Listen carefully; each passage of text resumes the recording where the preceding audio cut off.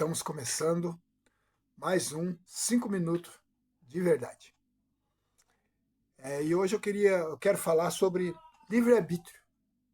Nós temos acontecido várias ocorrências, né, sobre pessoas que acham que determinado ministério é o único que é o verdadeiro, né? Esses dias eu vi um pregador que eu admiro muito falando sobre isso, falando que o único ministério verdadeiro é o dele. E eu achei um absurdo isso, né? Um absurdo total, assim, um absurdo teológico, né? E tem muita gente fugindo hoje de teologia, mas a teologia, depois da Bíblia, é a base, né? Para a gente não se perder nessas variantes. E as pessoas muitas vezes não se preocupam muito mais com isso, né? Elas vão empurrando as coisas com a barriga, vão levando e fazendo cada um o que entende. E aí não tem mais aquele alinhamento, né, cristão. Então, hoje em dia, as pessoas acham que se uma pessoa sair de um ministério e ir para outro, ele está desviado, né? Esses dias mesmo no meu trabalho, eu tenho um amigo lá que trabalha comigo, ele é de um outro ministério aqui na minha cidade, Bragança, Paulista, e ele estava dizendo para os outros lá que ele nunca saiu da igreja. E então, falando nessa questão de ministério mesmo, né? Porque eu falei para ele, eu já mudei de ministério 3 vezes, não por minha vontade, é claro, mas eu fui praticamente obrigado a mudar e eu já mudei 3 vezes, mas nunca saí da igreja também. A igreja é uma só, né? A igreja ela é universal, né? Ela é a igreja que está nos 4 cantos do mundo hoje, tá certo? Falta poucas porções aí no globo terrestre para ser evangelizados. Mas o livre-arbítrio, ele vem nos falar sobre isso, né?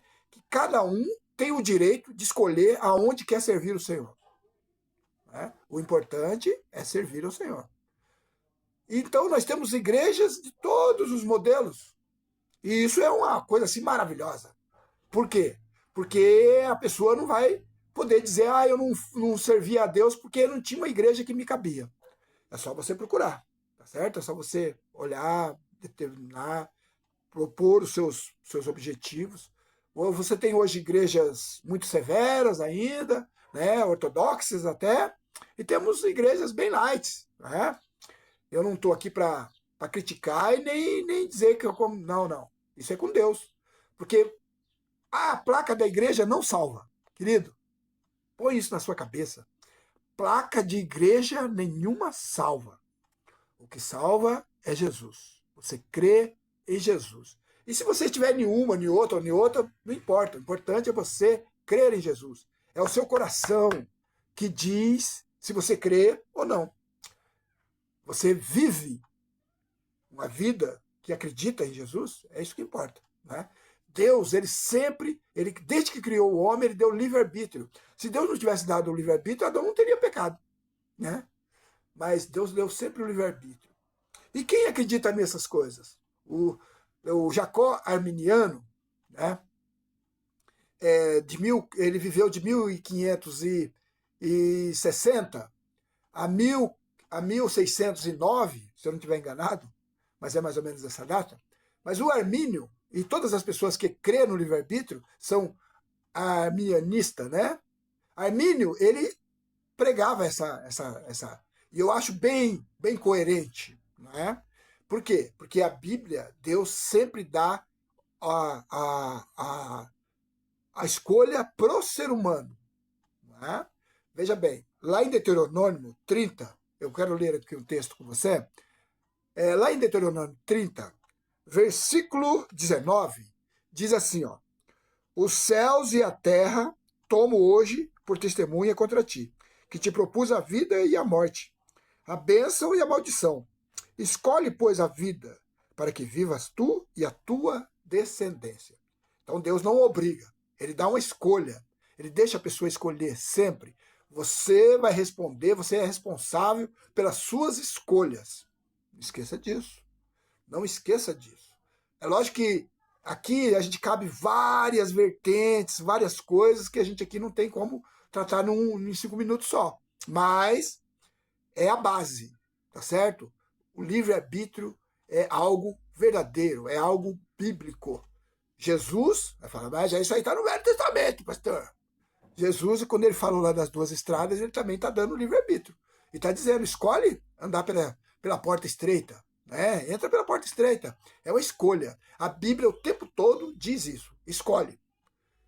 Quando fizeres, se fizeres, é sempre sim. Tá bom? Então você não é obrigado, tá bom? Deus não quer ninguém obrigado por nada, tá ok? Deus não aceita por obrigação, tem que ser por amor. Você ama Cristo? Então, viva por amor, sabe? Porque hoje as pessoas dizem que amam a Cristo. E João já previa isso, né? Ama a Cristo, mas não ama o seu irmão. Como que pode uma coisa dessa? Que absurdo, não é? Diz que ama, mas não respeita. Como que pode uma pessoa que ama não respeitar o direito do outro?